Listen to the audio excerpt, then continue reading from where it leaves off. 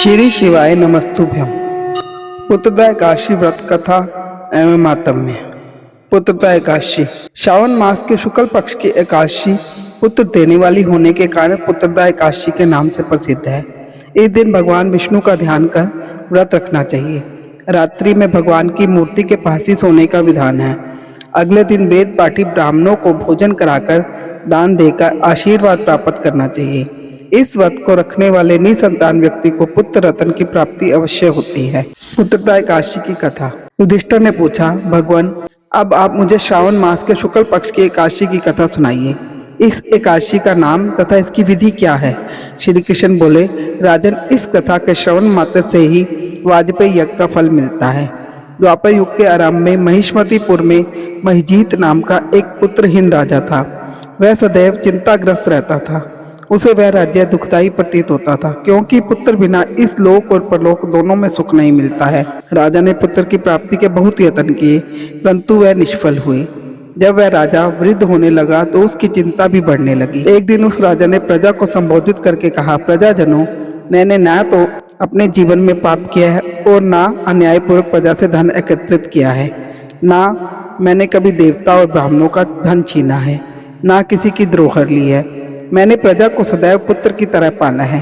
मैंने अपराधियों को पुत्र और बांधवों की तरह दंड दिए हैं। मैंने कभी किसी से भेदभाव नहीं किया है, सबको समान माना है। इस प्रकार धर्मयुक्त राज्य करने पर भी मैं इस समय महादुख पा रहा हूँ। सो इसका क्या कारण है? मेरे कुछ भी समझ नहीं आ रहा है। राजा महिजीत की इस बात को विचार कर मंत्रीगण आदि वन को गए। वन में जाकर उन्होंने बड़े बड़े मुनियों के दर्शन किए। उस स्थान पर वे वयोवृद्ध और धर्म के ज्ञाता महर्षि लोमश को यथा योग्य प्रणाम किया और उनसे विनय करने लगे। हे देव, हमारे अहोभाग्य है कि हमें आपके दर्शन हुए। लोमश ऋषि बोले, आप लोगों की विनय तथा आपके सद्भाव से मैं अत्यंत प्रसन्न हूँ। अब आप मुझे अपने आने का कारण बताइए। मैं आपके कार्य को अपनी शक्ति के अनुसार अवश्य पूरा करूंगा। लोमश ऋषि के ऐसे वचन सुनकर सब मंत्रीगण बोले, हे महर्षि, महिष्मतीपुर में एक महिजीत नाम के राजा है। वे प्रजा का पुत्र की तरह धर्म अनुसार पालन करते हैं, परंतु फिर भी पुत्रहीन हैं। इससे वे अत्यंत दुखी रहते हैं। हम उनकी ही प्रजा हैं। प्रजा का यह कर्तव्य है कि राजा के सुख में सुख माने और उसके दुख में दुख। हमें उनके पुत्रहीन होने के कारण अभी तक प्रतीत नहीं हुआ। अब जब से हमने आपके दर्शन करे हैं, हमें तो पूर्ण रूप से विश्वास है कि हमारा कष्ट अवश्य ही दूर हो जाएगा। अतः आप हमको राजा के पुत्र प्राप्त होने का उपाय बताइए। लोमश ऋषि ने एक क्षण के लिए नेत्र बंद किए और राजा के पूर्व जन्मों का विचार करने लगे। वे विचार करके बोले, प्रजावृद्ध, राजा महिजीत पिछले जन्म में अत्यंत निर्धन और बुरे कर्म किया करता था। यह एक गांव से दूसरे गांव में घूमता था। एक बार ज्येष्ठ मास के शुक्ल पक्ष की द्वादशी के दिन यह 2 दिन से भूखा था। दोपहर के समय यह एक जलाशय पर पानी पीने गया। वहां उसी समय की ब्याई हुई प्यासी गौ जल पी रही थी। राजा ने उसको हटा दिया और स्वयं जल पीने लगा। इसीलिए राजा को यह दुख भोगने पड़ रहे हैं।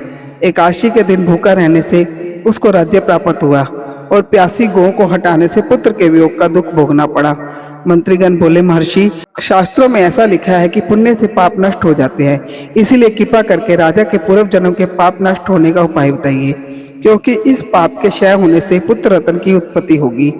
लोमश ऋषि बोले, प्रजाजनों, यदि श्रावण माह की शुक्ल पक्ष की पुत्रदा एकादशी को तुम सब लोग व्रत करो और रात्रि को जागरण करो और इस व्रत का फल राजा को प्रदान कर दो तो तुम्हारे राजा को पुत्र रत्न प्राप्त होगा। मंत्रियों सहित समस्त प्रजा महर्षि लोमश ऋषि के वाक्यों को सुनकर प्रसन्नतापूर्वक अपने नगर को वापस आई। उन सब लोगों ने श्रावण मास के शुक्ल पक्ष की पुत्रदा एकादशी को विधि पूर्वक व्रत किया और द्वादशी को उसका फल राजा को दिया। उस पुण्य के प्रभाव से रानी ने गर्भ धारण किया और 9 महीने पश्चात उसके एक अत्यंत तेजस्वी पुत्र रत्न पैदा हुआ। हे राजन, इसीलिए इस एकादशी का नाम पुत्रदा एकादशी पड़ा। जो मनुष्य पुत्र रत्न को प्राप्त करना चाहते हैं, उन्हें इस एकादशी का विधि पूर्वक व्रत करना चाहिए। इस व्रत के प्रभाव से इस लोक में सुख और परलोक में स्वर्ग मिलता है। कथा सार। पाप करते समय मनुष्य नहीं सोचता कि वह क्या कर रहा है, किंतु शास्त्रों से विदित होता है कि व्यक्ति का छोटा सा पाप भी उसे महान कष्ट भोगने को विवश कर देता है। अतः मनुष्य को पाप से डरना चाहिए, क्योंकि पाप नामक यह राक्षस जन्म जन्मांतर तक इसका पीछा नहीं छोड़ता। व्यक्ति को चाहिए कि सत्य व्रत का पालन करते हुए ईश्वर के प्रति पूरी निष्ठा रखे और यह बात सदैव याद रखे कि किसी के दिल को दुखाने से बड़ा पाप दुनिया में कोई नहीं है। बोल विष्णु भगवान की जय। श्री शिवाय नमस्तुभ्यम।